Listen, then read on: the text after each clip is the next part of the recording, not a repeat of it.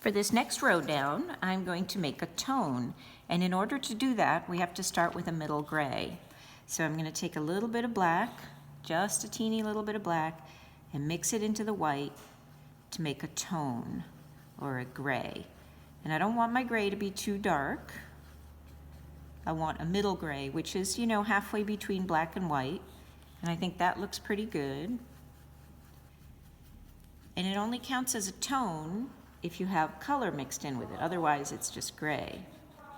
So I'm going to take some of my red and treat this just like I did with the tint, where I'm starting with a little bit of the red to make a very pale tone.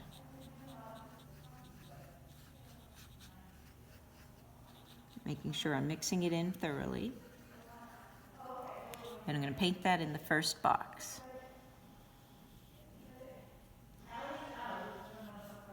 So it's a very pale red version of a gray. And then I'm going to go back and get more red and add that to my tone.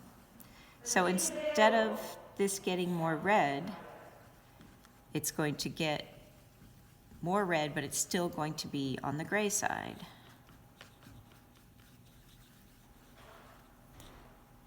So you'll see the difference between this and a tint on the row above.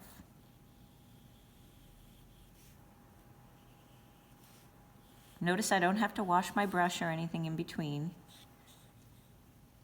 because I'm not dipping into my pure colors. I'm using what I've already put on my palette. So this is just getting a little more red.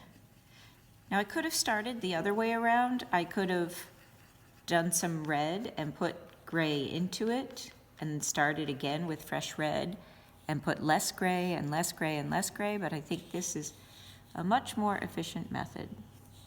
You always start with the weaker color. In this case it's gray. Gray is weaker than red. And you add the stronger color to it. So I'm going to do my last step here.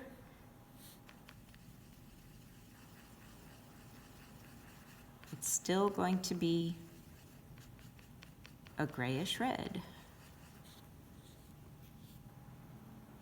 If your color changes more in between, that's okay, as long as you have even steps, even changes in color. It doesn't just all of a sudden go from one to something really, really different.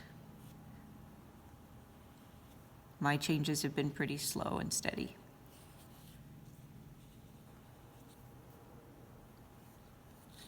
There you have it, tones of red.